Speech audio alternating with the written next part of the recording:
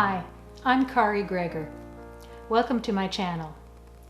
As you can tell from the title of my channel, Mom is Not Done Talking, that I'm not just discussing theology or aspects of it.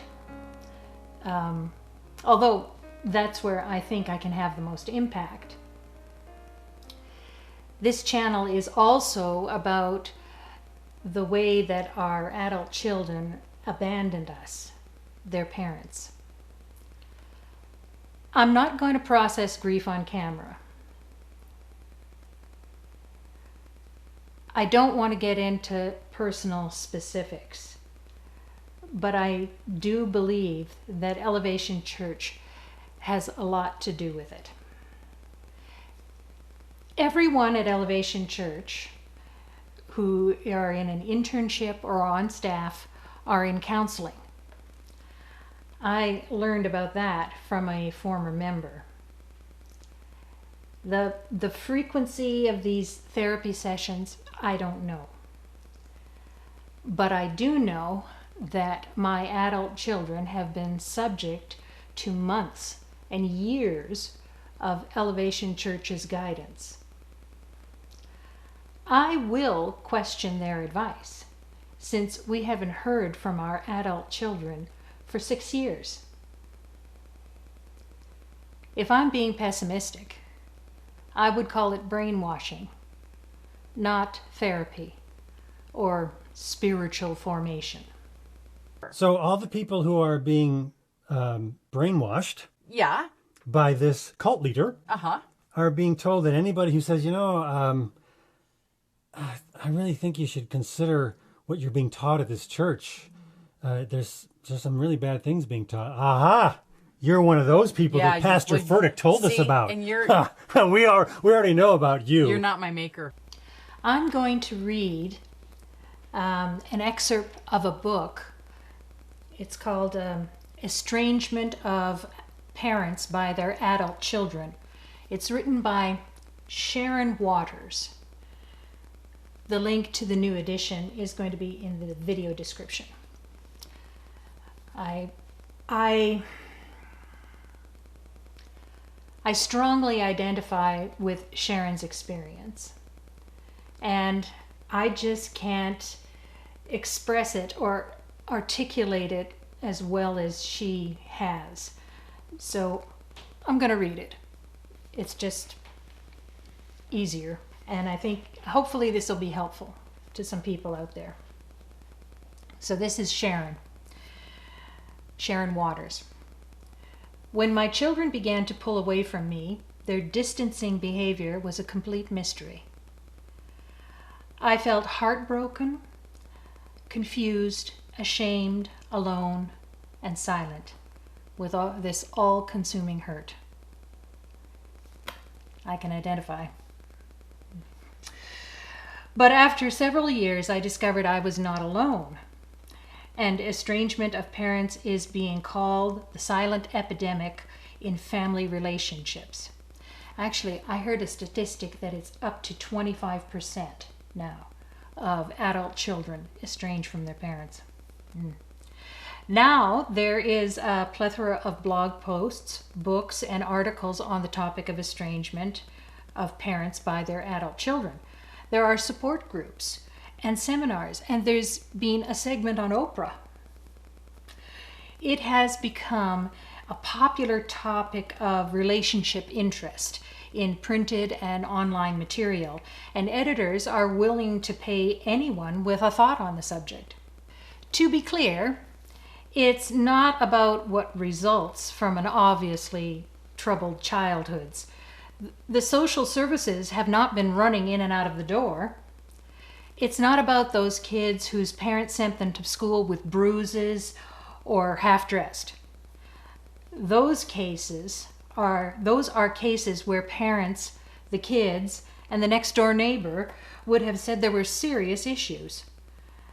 This is about kids who didn't have a complaint until entering adulthood.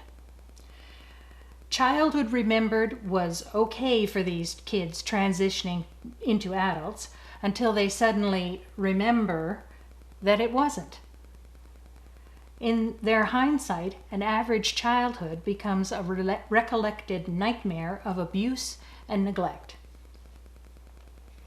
A trickle of self-focused articles has become a tsunami that drives an increasing number of adult children toward abandonment of their parents, most often the mother. Bewildered parents fall back on corresponding waves of articles, support groups, books, and therapists whose advice promises abandoned parents. They can still find happiness in spite of the misery of estrangement from children and grandchildren. Yeah. Yes. See? I mean, I'm just identifying up the wazoo here. Okay, back to Sharon. Why estrangement happens remains a mystery, although one suspects it might be because the adult kids are finding so much encouragement. They are applauded for their efforts in estranging their parents, and they get guidance in how to maintain it. They are called brave. They are hailed as heroes. When desperate parents try to reconnect, there is advice on how adult children should interpret those efforts and respond. The adult child and the estranged parents get opposite advice and support. Both sides are counseled that it's not their fault, but they are in very, very different corners. Parents are devastated and will admit to apologize for just about anything in the hopes of reconciliation. The kids are relieved by estrangement, and if they have feelings of guilt or pain, they are advised to stay the course no matter what. This is different from problems where experts agree on the goal to be achieved, but are divided on how to make that happen. In the estrangement discussed here, childhoods in the range of normal suddenly become remembered as a child-rearing nightmare. The complaint, "Mom didn't love me enough," is judged to be so severe an injury that complete and permanent separation is the only option for the adult child who feels she needs to achieve emotional sanity. If parents continue to profess unconditional love, the estrangement advocates tell the adult children that your mom didn't love you at all. Never did. In any event, it wasn't and isn't enough. And such declarations are harassment. Therapists want to support their clients, so the tendency is to agree with and counsel their distressed parents. They can't do much for the estranged parent who's been cut off guard by their adult children's sudden rejection. Yeah, sudden, like overnight. Okay. The best a therapist can do is encourage letting go of these relationships if they can't be healed, and to busy their minds and emotions with substitutes. The therapists of the adult children have little to go on, but the child experience they report. So, the therapist nods their heads in sympathetic agreement and support whatever feels best for their client. How much they may be aiding and abetting false childhood memory is yet to be determined, but it would be interesting to know. Support groups on either side do much the same. Parents who have been estranged by their adult children and are forbidden relationship with grandchildren at least know they are not alone. They may be getting expert advice, as can be given by those who have suffered estrangement, and yet have found a way to at least be content, if not happy, and to move on with their lives. The support groups for the adult children validate childhood memories that are possibly exaggerated or invented, thus giving adult kids more credence and encouragement for estrangement from parents.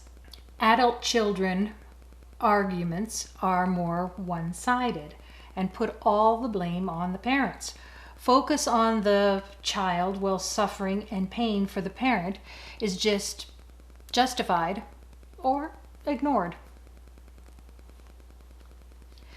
With one side hoping for reconciliation and the other adamant about separation, one wonders where the advice givers come into such a divided situation. For that matter, who are the advice givers?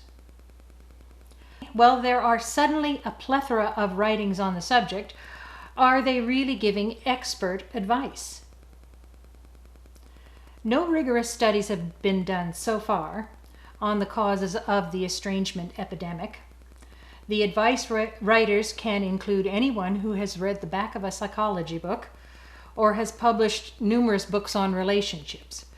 Whether that makes them an actual expert, consider that the most published author by the number of book titles is L. Ron Hubbard, the founder of Scientology. Most often, it's a personal opinion that fills an editor's call for a certain number of words on a relationship topic or an author's hope to reach maximum readership. But so far, there is little expertise, no consensus, and one suspects that much of the advice is self-serving. The adult children are taking the drastic step of severing family ties when prompted by estrangement advice. Really kind of cuts close when he talks about when she talks about the L. Ron Hubbard, because Scientology has been going through that Leah Remini thing, and whew, I sure identify with that, what's been going on there, because our kids have been involved with church.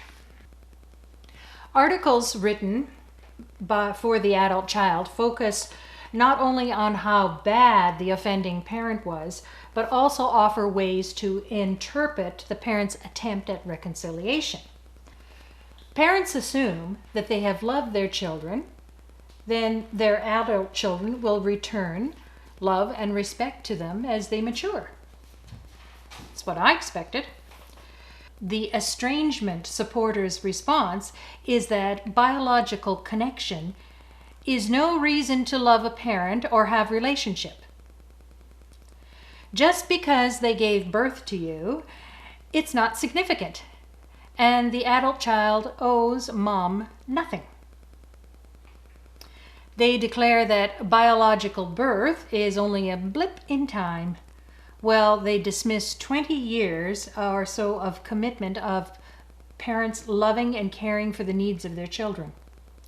Although the parents have chosen partners, sacrificed time and finances, and loved them as best they could over the course of the parents' prime years, the estrangement supporters have distilled this down to one event where a mother delivered a child. And that was pretty much it for love, caring, and sacrifice.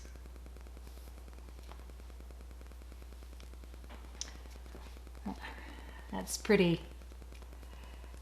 stark, but that's certainly what it seems to be. Okay. Boundaries are frequently mentioned by adult children when they instigate separation. Setting boundaries is a trendy therapy term and implies negotiating within a relationship to make it better. It could be something like, please don't call me 10 times a day. How about once a day? Okay, that's a negotiation, and it's a good boundary. Setting boundaries might be the height of sensibility in negotiating a relationship that changes as children become adults with lives and children of their own. As a young adult, this is, of course, Sharon's story, not mine. As a young adult, I told my dad I could no longer move back home to take care of my invalid mother every time he had to travel. I had kids of my own to look after, and my dad had the means to pay someone to look after her. But while the same term is used, boundaries, in estrangement, it means something else. The adult child declares they want no contact whatsoever with the parent, and that the parent will also be severed from relationship with grandkids, family members, and friends that the adult child completely wants in their corner. This is an ultimatum, a complete rejection. It is not a negotiated boundary. It's what estrangement cheerleaders will counsel adult children to do. And they suggest that kids should get respect from their parents for this self-centered decision.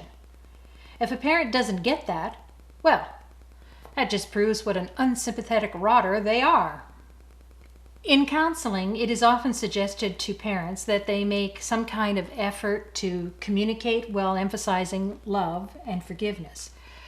But estrangement advocates are ready for this and counsel adult children that it's actually badgering. It's a lack of respect for the kids regarding their decision to abandon their parents. Parents are confused. Shoot, I know I was. Really confused. They're ashamed. I didn't tell anybody for weeks, most people even months. And at some point they can get angry. Certainly, that was us.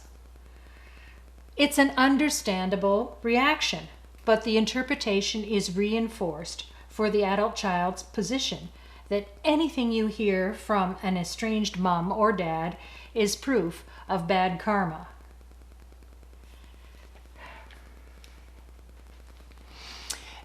There are few things that, real or imagined, that a parent wouldn't apologize for if it got them to have a visit with the grandchildren. And they walk on eggshells to make sure they don't offend. Since the objective is to stay estranged, the advice to adult children is to interpret any apology from the parent as insincere and manipulative.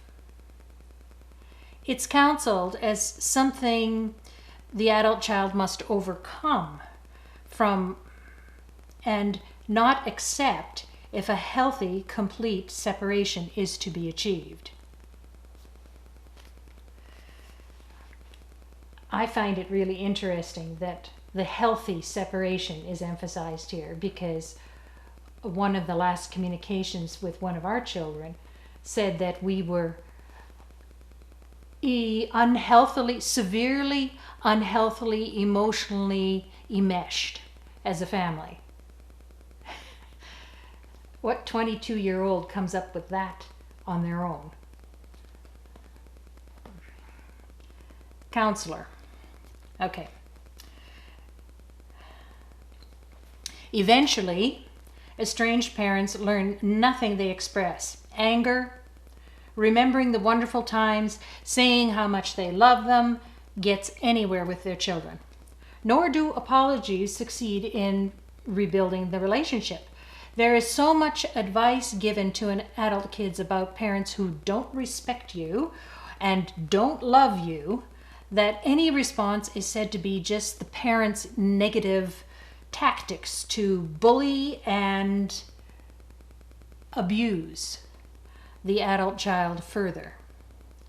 With this mindset, it's reinforcement of the belief they were emotionally abused as young children.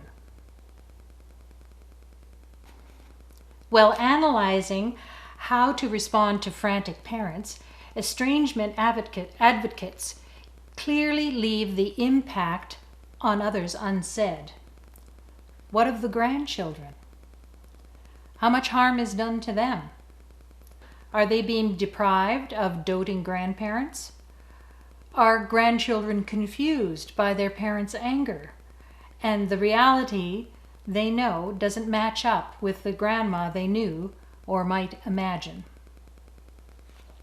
In our case, it's might imagine, because we know we've got 2 grandchildren that we have never even been informed are alive.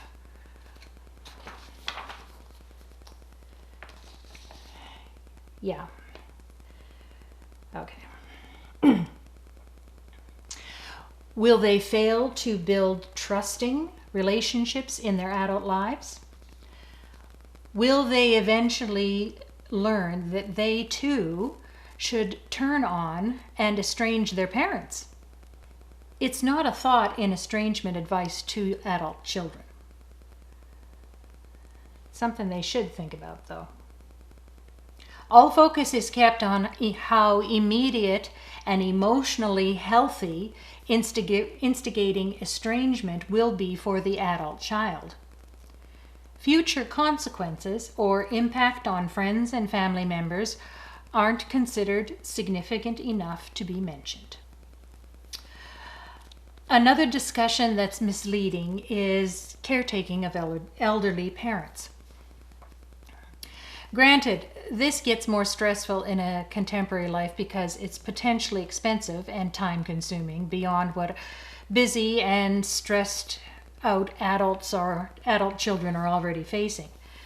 If there ever was a conversation that parents and adults children should have, this is it. One would hope that parents and their kids could negotiate and pledge their best efforts in caring for their aging parents. But estrangement is a way to avoid responsibility and blame the parent while making sure the conversation never comes up. Yeah.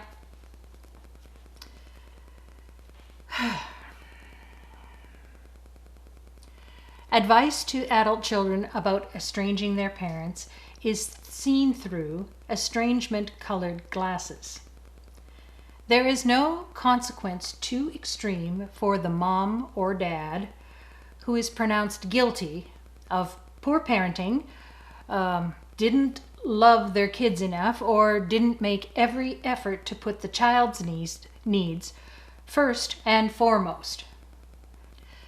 The physical, financial, and social hardships that parents might have faced pale at the comparison with an apparently ruinous childhood. Self-interest in the adult child trumps any other considerations for the welfare of the parent. Adult children are tacitly forgiven for any accusation of filial neglect, but parents are held responsible for the real and the imagined. A good look at where estrangement advice to adult children is coming from is in order.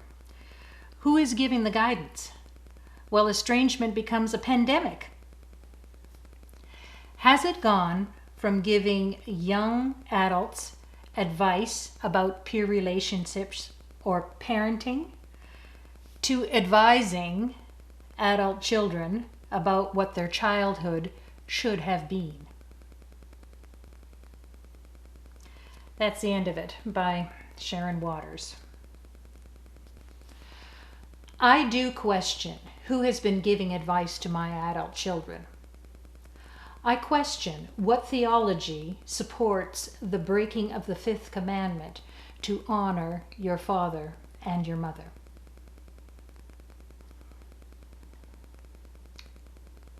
Thank you for watching. This is what happens when you go to a church where it's a cult. I mean, it's a cult. It's not a church.